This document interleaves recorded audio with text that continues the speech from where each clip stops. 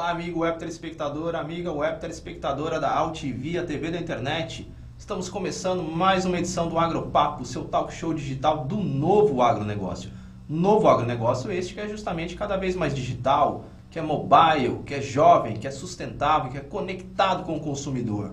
Bom, nesta edição do Agropapo nós vamos tratar aí de um tema que ainda não tratamos aqui no seu talk show digital do novo agronegócio, que é justamente aí da tecnologia jurídica em torno do setor, enfim, de todos os desafios regulatórios em termos do agronegócio, questões agrárias, questões ambientais, fiscais, enfim, tudo mais. Mas para poder falar com propriedade sobre este assunto, eu tenho aqui a grande satisfação de receber o Dr. Renato Buranello, do escritório VBSO Advogados, uma das principais referências aí justamente todos os assuntos jurídicos aí do agronegócio brasileiro. Doutor Renato, satisfação contar contigo aqui no Agropapo. Prazer estar aqui, agradeço o convite. Muito bem, doutor Renato. Bom, para começar aqui, quero mostrar aqui um recente livro aqui lançado pelo doutor Renato. Vamos ver se a gente consegue dar um zoom aqui na câmera.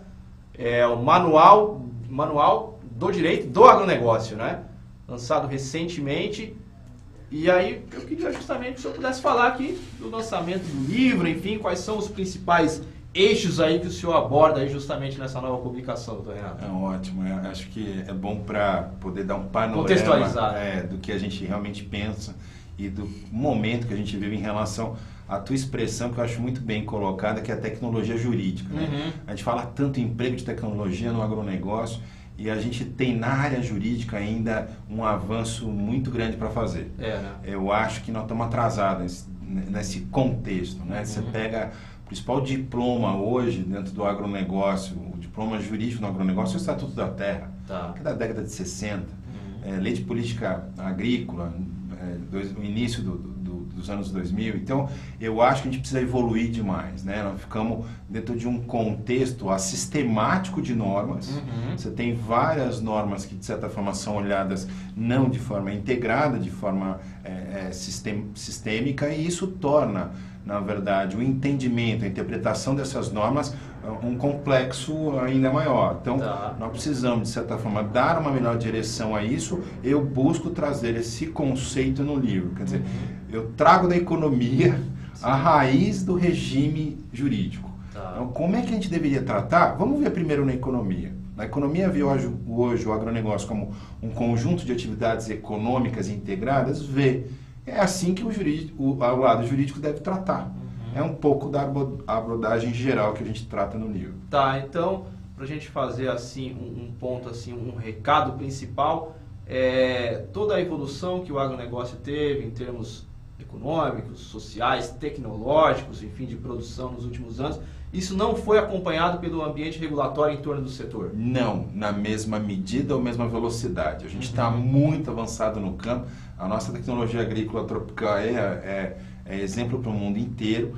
Né? Não há algo melhor que possa ter sido desenvolvido em pesquisa, em tecnologia. Por outro lado, na área jurídica é isso mesmo. A gente ainda tem um conjunto muito disperso, muito atrasado, dentro de um contexto tão evoluído que o campo nos trouxe. Quer dizer, o lado jurídico está lá atrás. Nós precisamos trazer para esse contexto moderno do setor, um contexto de emprego de tecnologia, né, de recursos de toda sorte, com a relação de mercado financeiro de capitais muito mais atrelada, algo que foge, vai além daquela questão só do estabelecimento agrário. Né? A gente tem uma norma, um conjunto hoje de política agrária e agrícola ligado a isso, ao dentro da porteira. Lembrando que o agro vai muito antes e para muito além do porteiro. Então, esse contexto precisa ser realmente reformado, precisa ser melhorado. Se a gente pegar assim, alguns pontos, por exemplo, questão agrária, o senhor citou aí, questão fundiária, o Estatuto da Terra, aí, quase 50 anos, vamos dizer assim, né? O que seria interessante e viável ser modernizado justamente nessa questão fundiária, direito de propriedade, enfim, tudo mais? Como é que o senhor observa isso? Acho que esse é um aspecto mesmo de base, assim. Primeiro, você pega o Estatuto hoje, ele trata muito da questão de parcelamento de solo, de desapropriação, são temas que fogem do contexto da atividade empresarial no campo, né? E ele toma boa parte do seu livro, vamos dizer assim, nisso. A segunda parte, ele trata de contratos agrários. e em duas espécies especiais, que é o arrendamento e a parceria rural.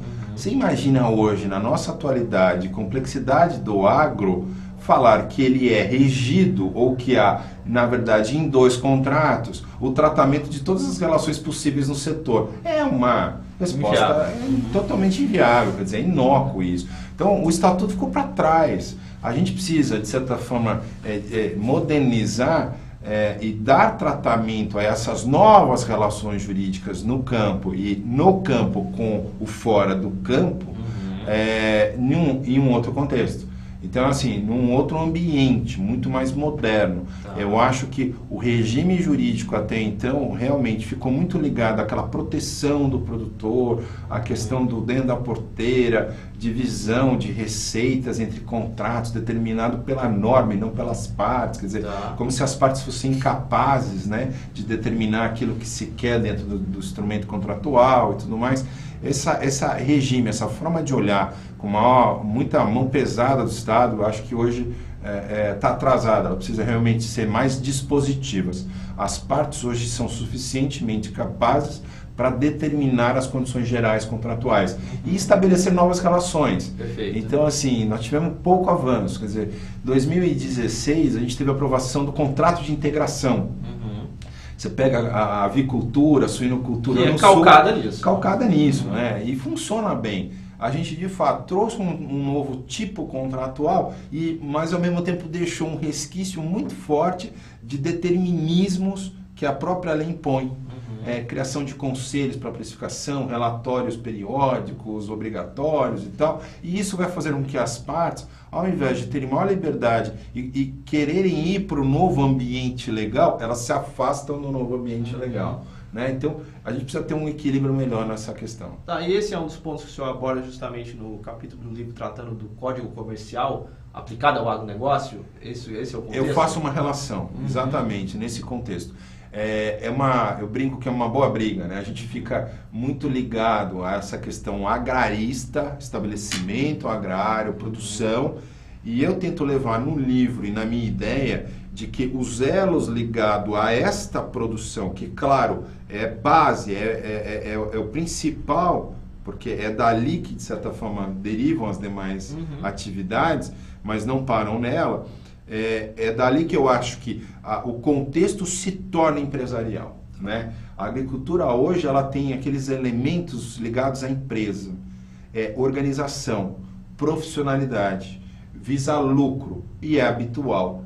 Então, fazendo um parâmetro comparativo, a gente tinha um pouco daquela agricultura de subsistência, um pouco da questão de agricultura familiar, né, com venda do seu excedente, você produzia para a família, mas vendia o excedente, né? E hoje nós temos uma agricultura altamente tecnológica, de comercialização internacional, nos mercados internacionais, altamente profissionalizada e que, é claro, no contexto de empresa, visa lucro.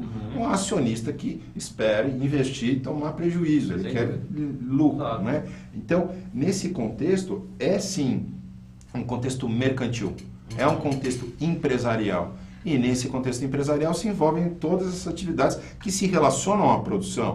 Então, eu gosto do olhar de pensar fora da caixinha. O caixinha é só produção. Não, isso vai muito além.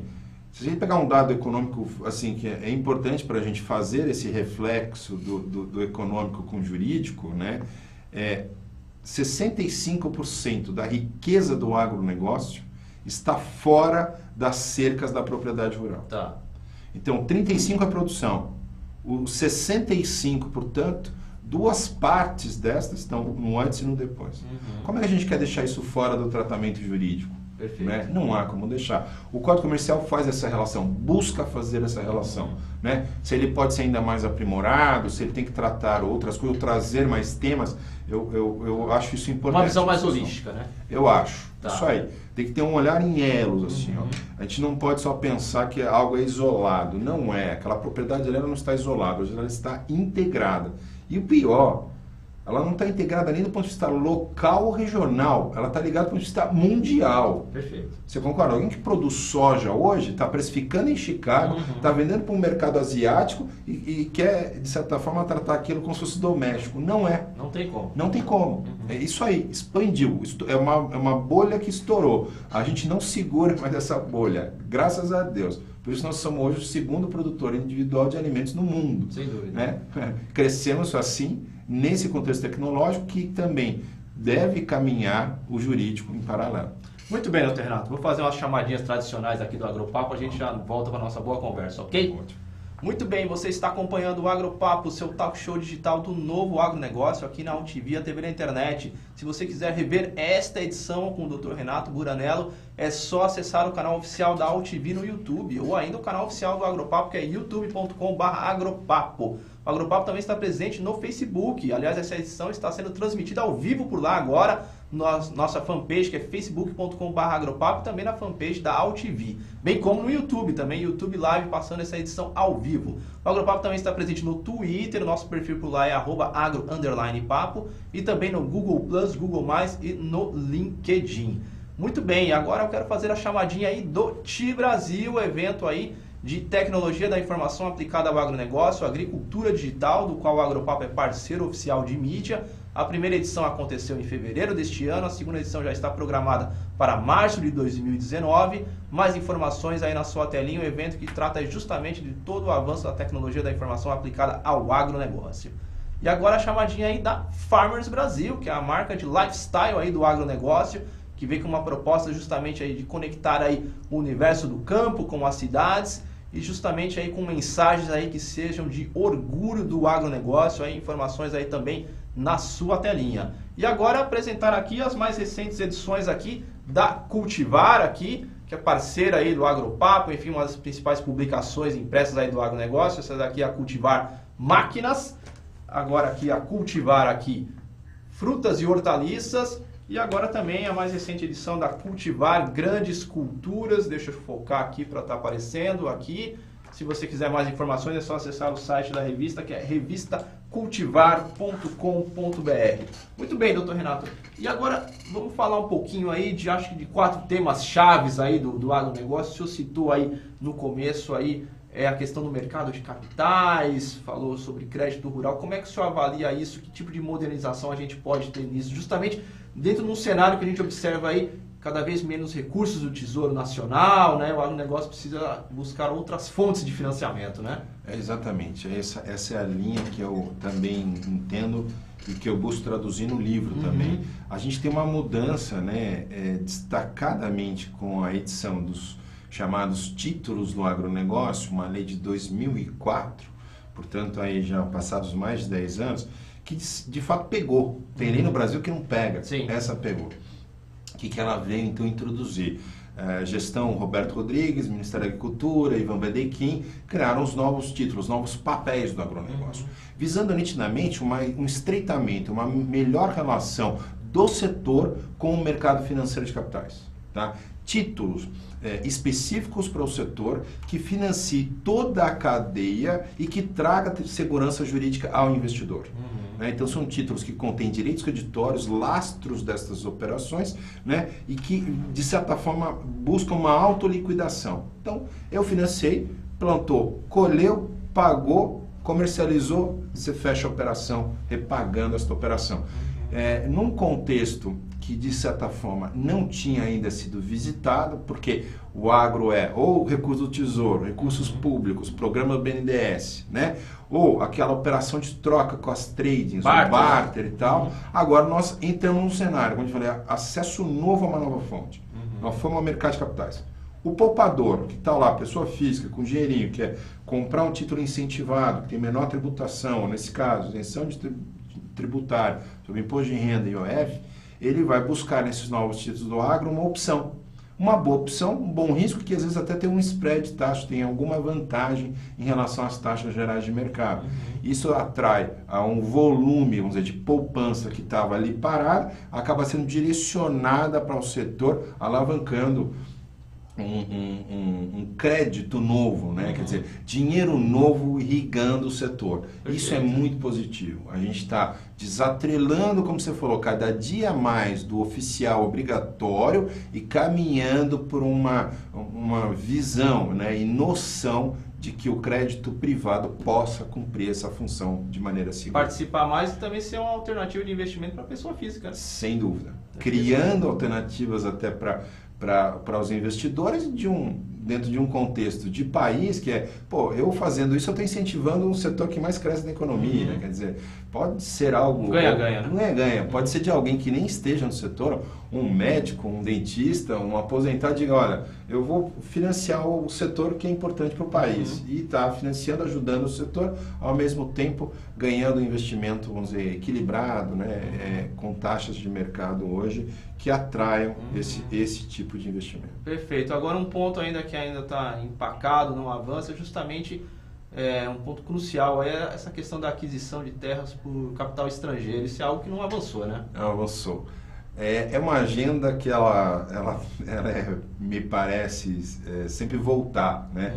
Como você disse, ela não avançou como deveria. Há projetos de lei que foram estudados, foram levados às casas legislativas, só que a pauta foi muito alterada, principalmente com o que aconteceu do ponto de vista político, né? Relação executivo-congresso, com a Operação Lava Jato. Eu acho que nós tínhamos uma agenda mais propositiva, né, e de certa forma prioritária, e quando teve toda a questão, até já no governo Temer, que estava colocando essa questão como prioritária, né, e havia pela primeira vez, eu achei que a gente chegou muito perto, porque havia uma tendência das casas, tanto Senado como Câmara, como Executivo, Ministério da Agricultura, em fazer levar o tema. Tá. Quando chegou a um consenso muito próximo do ideal, estourou a questão da delação da JBS e aquilo fez com que a pauta invertesse. Arrefeceu tudo. E arrefeceu tudo. Hoje é um tema que eu diria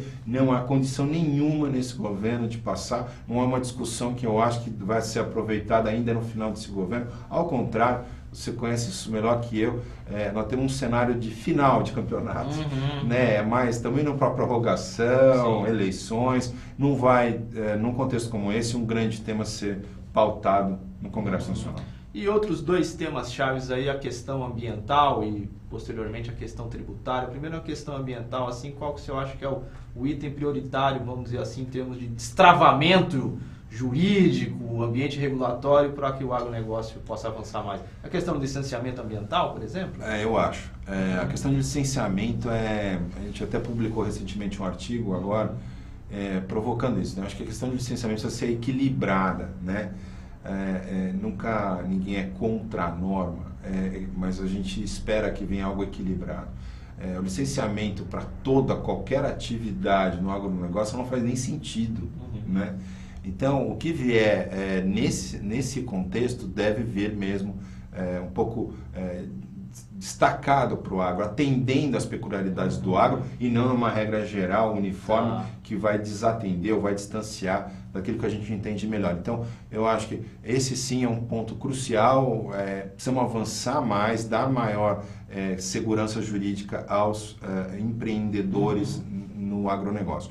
Por outro lado, eu acho que houve uma pacificação importante em relação às ações de inconstitucionalidade em relação ao Código Florestal. Eu acho que os julgamentos no Supremo tornaram, como você disse também num outro contexto, acho que arrefeceram. Havia ainda uma disputa, né, judicial em relação a como seriam determinados alguns conceitos do Código. É um diploma novo, então, portanto, deveria ser realmente analisado pelo Judiciário. Foi analisado, bem analisado, isso deixou um contexto muito mais equilibrado.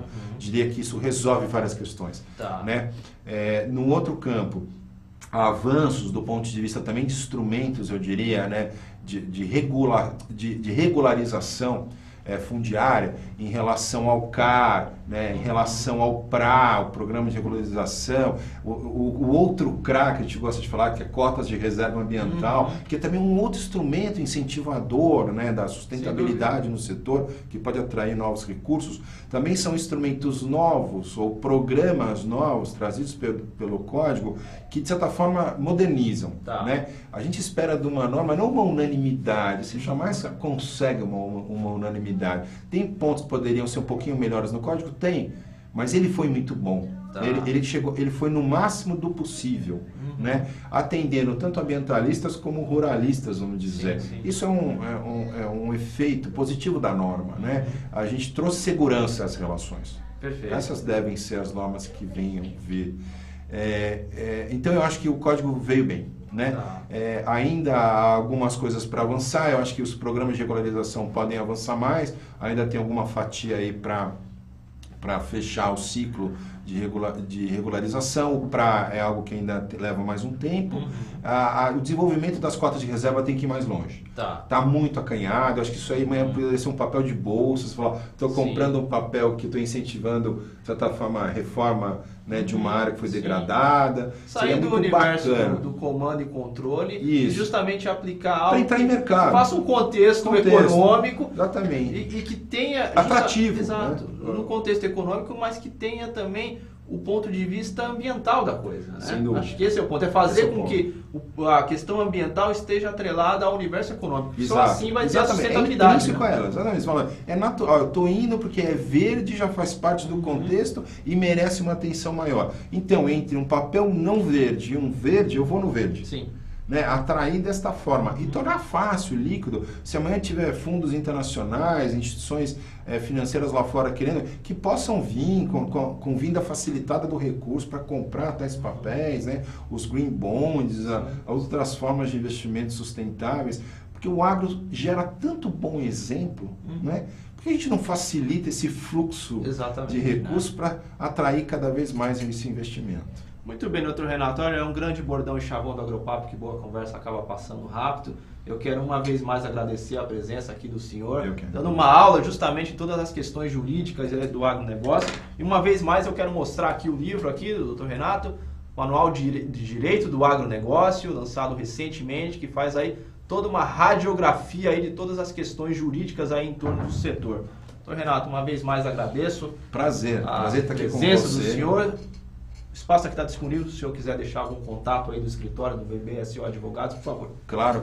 O meu e-mail é rburanello@vbso.com.br. O telefone do escritório é 3048-9999.